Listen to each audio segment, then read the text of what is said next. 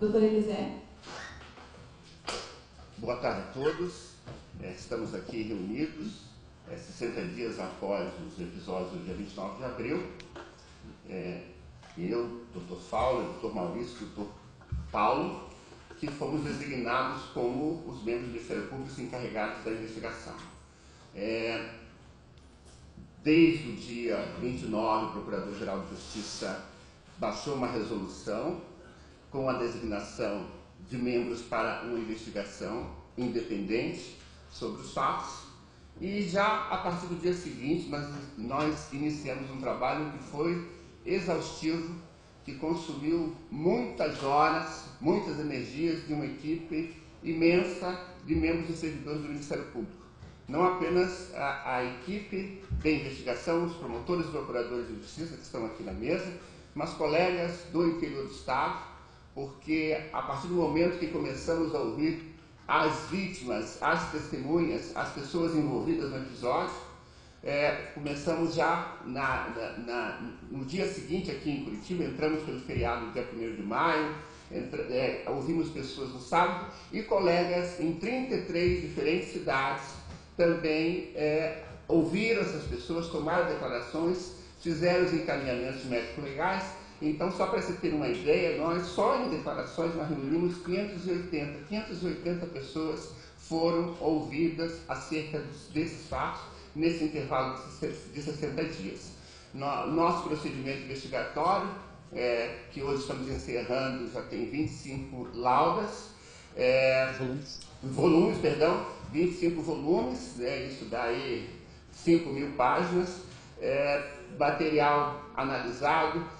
Até aproveito para agradecer não apenas aos colegas do interior que colaboraram com a investigação, mas também aos órgãos de imprensa, porque logo em seguida nós fizemos as requisições para os veículos de imprensa para que nos encaminhassem imagens, fotos sobre o episódio, já que foi muito documentado, e absolutamente todos os veículos de comunicação rapidamente nos apresentaram um farto material. No mesmo dia 30, nós instituímos um e-mail específico, denúncias 29 de abril, para que a população pudesse encaminhar documentos, fotos, filmagens. Esse material também acabou sendo entregue, um farto material. Então, só para se ter uma ideia, só do volume de imagens, de fotos, de filmes, desse material que foi encaminhado pela imprensa e pelas pessoas físicas, pelos cidadãos comuns, nós ocupamos hoje quase que 530 gigas. Nós precisamos, inclusive, de reunir num HD externo para qualquer encaminhamento. Nós também obtivemos imagens de órgãos oficiais, da URBS e da Guarda Municipal. A Guarda Municipal tem câmeras em posição privilegiada no Centro Cívico. E após reunirmos esse vasto material de documentos, declarações, imagens, fotos, nós também tivemos uma preocupação, e isso nos deu um trabalho adicional de entender a dinâmica do trabalho policial, da dinâmica de uma operação militar dessa natureza. Nós tivemos que nos debruçar sobre as técnicas, as boas práticas dos procedimentos militares para o policiamento de manifestações públicas, para o emprego de munição não letal. Nós tivemos que pedir catálogos à fábrica, consultar manuais da Polícia Militar. Então, de fato, eu posso garantir, assegurar, de que essa investigação foi feita com bastante afinco, mas de uma maneira bastante exaustiva. Desde o início, queríamos entender de uma maneira bastante completa o que aconteceu. E, como resultado dessa ampla, exaustiva investigação, nós chegamos à conclusão, e essa conclusão estará sendo hoje formalizada. Nós estamos entrando com uma ação civil pública por improbidade administrativa contra o governador Carlos Alberto Richa, o então secretário Fernando Francischini, o coronel César Vinícius Kogut, então comandante-geral da Polícia Militar do Estado do Paraná, o então subcomandante, coronel Nerino, e o coronel Arildo, que foi o coordenador da operação, e também o tenente-coronel Hudson, que foi o comandante do BOP. Eu gostaria de... A nossa petição tem quase 86 laudas, amplamente documentada, não apenas com evidências que nós já colhemos no procedimento investigatório, mas com fato material que recebemos. E a nossa investigação não se limitou ao dia 29 de abril. A nossa investigação teve, por abrangência, fatos ocorridos previamente ao dia 29 de abril. E essa decisão de apurar os fatos que ocorreram previamente no dia 29 no Brasil, iluminou de uma maneira bastante intensa o nosso trabalho de investigação, porque conseguimos constatar de uma maneira bastante clara, nítida, reiterada, que houve pelo menos uma grave violação de pelo menos 2 direitos fundamentais: o direito de reunião, o direito de livre manifestação de pensamento.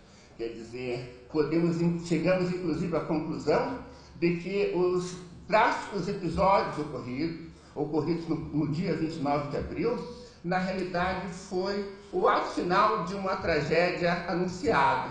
Quer dizer, a cronologia dos fatos, a cronologia do comportamento dos envolvidos, tanto em relação aos manifestantes quanto à equipe de policiais, deixou muito claro que aquele confronto, a forma como os fatos ocorreram no dia 29 de abril, poderiam ter sido evitados, poderiam não ter acontecido, poderíamos não estar aqui hoje falando dessa ação. Então, é uma ação de improbidade. O Ministério Público do Estado do Paraná, ele tem atribuição para mover essa ação de improbidade, inclusive em relação ao governador do Estado, porque os tribunais superiores já definiram que o foro de prerrogativa de função alcança apenas na área criminal.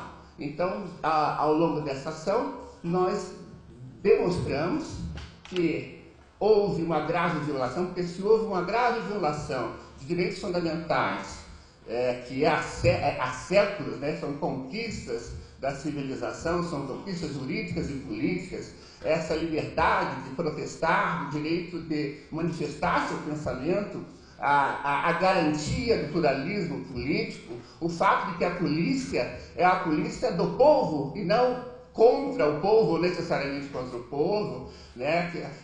A violação dessa ideia republicana e democrática de que os direitos fundamentais existem para serem observados, que de fato permitiu que caracterizássemos essas ações como atos de improbidade administrativa que violaram princípios da administração pública, e ao violar esses princípios da administração pública também causaram danos ao próprio Estado do Paraná. Só para se ter uma ideia, temos já a perspectiva de um passivo de ações indenizatórias bastante significativo por conta, quer dizer, as finanças do Estado do Paraná certamente sofrerão o impacto dessas ações, a nosso ver, injustificadas e ilícitas. E ao estabelecer o rol dos réus, desde o governador até o comandante do BOP, passando pelos coronéis, pelo secretário de Segurança, essa delimitação foi bastante segura. Nós estamos temos conclusões bastante firmes, no sentido de que não foi uma ação isolada de um ou outro policial, de um ou outro sargento, que na realidade há toda uma cronologia de fatos que podem explicar que aquelas ações tinham uma aprovação, tinham um respaldo, aquelas ações policiais partiram de um conjunto de deliberações, algumas deliberações institucionais e técnicas bastante questionáveis, e é exatamente por isso que nós estamos propondo essa ação de improbidade administrativa.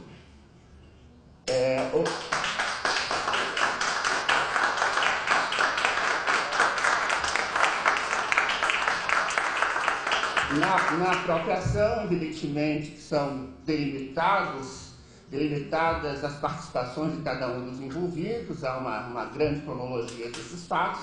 Então, nós houve a necessidade de divulgar, ou pelo menos de comunicar, prestar contas à sociedade desse trabalho de investigação e do resultado que até agora chegamos no sentido de protocolar a ação. Claro que a partir do momento em que a ação é protocolada, aí sim os réus têm todo o direito constitucional de se defender, de apresentar as suas justificativas, e aí estaremos discutindo essa questão não mais na esfera investigatória, preliminar do Ministério Público, mas aí já em juízo, com todos os possíveis desdobramentos dessa ação.